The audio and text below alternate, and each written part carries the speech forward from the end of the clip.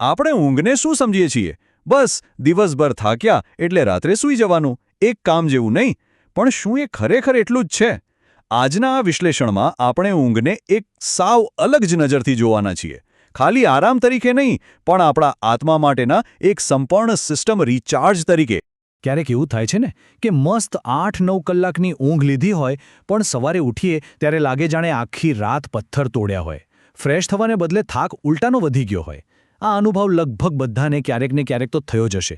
અને એની પાછળનું કારણ કદાચ આપણે જે વિચારીએ છીએ એના કરતાં ઘણું ઊંડું છે. આપણે સામાન્ય રીતે શું વિચારીએ કે ઓછી ઊંઘ એટલે મોબાઈલની બેટરી ઓછી હોય એવું. પણ અહીંયા આખી વાત જ જુદી છે. ખરાબ ઊંઘ એ ઓછી બેટરી નથી, એ તો છે શોર્ટ સર્કિટ. આને બરાબર સમજો. શોર્ટ સર્કિટમાં શું થાય?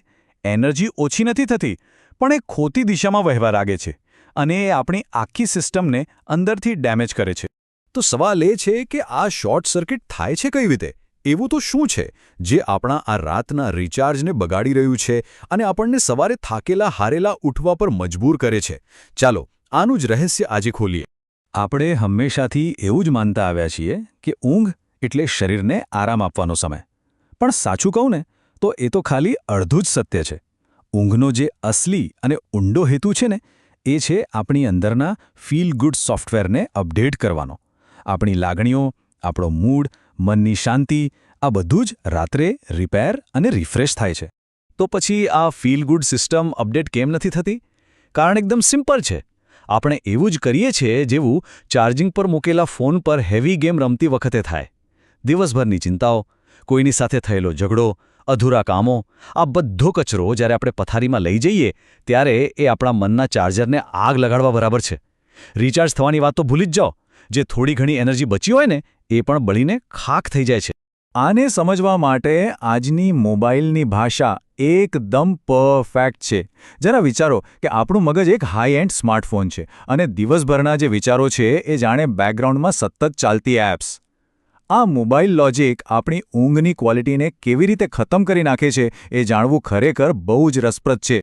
તમે જોયું હશે, જ્યારે ફોનમાં ઘણી બધી એપ્સ એકસાથે ચાલુ હોય તો ફોન ગરમ થઈ જાય છે, હેંગ થાય છે અને બેટરી તો પાણીની જેમ ઉતરી જાય છે, બરાબર ને? બસ સેમ ટુ સેમ આપણા મગજ સાથે થાય છે. જો મનની અંદર ગઈકાલની ચર્ચાઓ, આવતીકાલની ચિંતાઓ અને જૂની ફરિયાદો જેવી એપ્સ આખી રાત ખુલ્લી રહે તો મગજ ક્યારેય ફાસ્ટ ચાર્જ મોડમાં જઈ જ ન શકે. ટેકનિકલ ભાષામાં વાત કરીએ તો આને કહેવાય આપણી મેન્ટલ રેમ, એટલે કે મનની ટેમ્પરરી મેમરી. દિવસભર આપણે જે કંઈ પણ જોઈએ, સાંભળીએ, અનુભવીએ એ બધું આ રેમમાં સ્ટોર થાય છે. અને ઊંઘ શું છે? એ કુદરતની ઓટોમેટિક ક્લીનઅપ પ્રોસેસ છે જે આ રેમને રોજ રાત્રે ખાલી કરે છે. પણ જો એ ખાલી જ ન થાય તો બીજો દિવસ કોઈ હેંગ થયેલા કમ્પ્યુટર જેવો જ શરૂ થાય છે. અને હા, આ કોઈ નવી સાયન્સ ફિક્શન થિયરી નથી.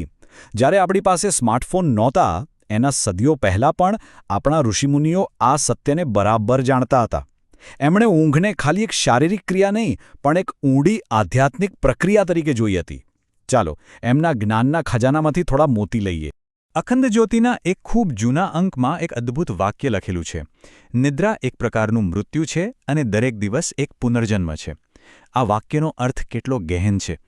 ઊંઘ એટલે ગઈકાલનો અંત, એના સારા ખરાબ બધા જ અનુભવોનો અંત. અને સવાર એટલે એકદમ નવી શરૂઆત, એક કોરી સ્લેટ સાથે. આ જ વાતને હજી વધારે સ્પષ્ટ રીતે કહેવાયું છે કે જે વ્યક્તિ મનમાં વેર, ગુસ્સો કે કોઈના માટે ખરાબ ભાવનાઓ લઈને સૂએ છે એ ઊંઘરૂપી અમૃતને પણ ઝહેરમાં ફેરવી દે છે. મતલબ કે ઊંઘ પોતે ન્યુટ્રલ છે. એ સારી છે કે ખરાબ એનો આધાર એના પર છે કે આપણે કઈ માનસિક સ્થિતિ લઈને પથારીમાં જઈએ છીએ. ઓકે, તો આટલું બધું તો સમજ્યા. પણ હવે સવાલ એ છે કે આનો ઉપાય શું? આ મનની બેકગ્રાઉન્ડ એપ્સ બંધ કરવી કઈ રીતે? તો હવે આપણે શા માટેમાંથી કેવી રીતે તરફ આગળ વધીએ? અહીં એક બહુ જ સિમ્પલ પણ જબરદસ્ત અસરકારક 5 મિનિટની ટેકનિક છે જે રાત્રિના ફૂલ રિચાર્જની લગભગ ગેરંટી આપી શકે છે. જુઓ, દરરોજ રાત્રે આપણી પાસે એક ચોઇસ હોય છે કે આપણે આપણા પલંગને શું બનાવવા માંગીએ છીએ. દિવસભરના ઝઘડા અને સંઘર્ષ લડવા માટેનું એક યુદ્ધનું મેદાન જ્યાં આખી રાત વિચારો અને ચિંતાઓ સાથે કુસ્તી ચાલતી રહે, કે પછી એને એક પવિત્ર જગ્યા, એક શાંતિનું કેન્દ્ર બનાવવું છે જ્યાં બધું જ છોડીને, સમર્પિત કરીને ગાઢ આરામ મેળવી શકાય. તો આ રહી એ સમર્પણની ક્રિયા. બસ પથારીમાં સૂતા પહેલા ફક્ત 5 મિનિટ શાંતિથી બેસો, આંખો બંધ કરો અને દિવસભર જે કંઈ પણ થયું, જે પણ ચિંતાઓ છે, જે વિચારો મનમાં દોડી રહ્યા છે, એ બધાને એક પછી એક આવવા દો. એમને રોકવાની કોશિશ ના કરશો. બસ જુઓ અને સ્વીકારો. હવે કલ્પના કરો કે આ બધા વિચારો સૂકા પાંદડા જેવા છે અને પછી એક ઊંડો શ્વાસ લઈને એ બધાને ઉપરવાળાને, કુદરતને કે બ્રહ્માંડને સોંપી દો. મનની આંખોથી જુઓ કે એક હળવી હવા આવી અને બધા સૂકા પાંદડાને ઉડાવીને ક્યાંય દૂર લઈ ગઈ. બસ હવે આ એકદમ ખાલી અને શાંત મન સાથે પથારીમાં પ્રવેશ કરો. જ્યારે આ સમર્પણની નાનકડી ક્રિયા રોજની આદત બની જાય છે ને, ત્યારે સિસ્ટમ સાચા અર્થમાં રિચાર્જ થવાનું શરૂ કરે છે. તો ચલો આ આખી ચર્ચાના જે મુખ્ય મુદ્દાઓ છે એને ફટાફટ એકસાથે જોઈ લઈએ, જેથી આ તર્ક અને તથ્યો આપણા મનમાં બરાબર બેસી જાય. તો ગાઢ નિંદ્રા સુધી પહોંચવાનો રસ્તો શું છે? સૌથી પહેલો તર્ક, ઊંઘને ખાલી આરામ નહીં પણ એક ફૂલ સિસ્ટમ રિચાર્જ સમજો. બીજું, આ હકીકતને ગાંઠ બાંધી લો કે ચિંતા સાથે સૂવું એટલે મગજમાં એક કરપ્ટ ફાઇલ બનાવી જે બીજા દિવસને પણ બગાડે છે. ઋષિઓનું મંત્ર હંમેશા યાદ રાખો, નિદ્રા એક મૃત્યુ છે, તેને પવિત્ર રાખો. અને છેલ્લે સૌથી અગત્યનું કામ, સૂતા પહેલાં મનની રેમમાંથી બધું જ ડિલીટ કરીને સમર્પણનો ભાવ કેળવો. અંતે આખી વાતનો સાર એટલો જ છે, જેવી રાત એવો દિવસ. ગાઢ નિંદ્રા એ ખાલી સારો અનુભવ નથી, એ તો એક ઊંડી ફીલ ગુડ અવસ્થાનું સર્જન કરે છે. તો આજ રાત્રે સૂતા પહેલાં પોતાની જાતને એક સવાલ જરૂર પૂછજો. શું મારે મારી ચિંતાઓને સાથે લઈને સૂવું છે કે પછી એક નવા પુનર્જન્મ માટે બધું જ સમર્પિત કરીને?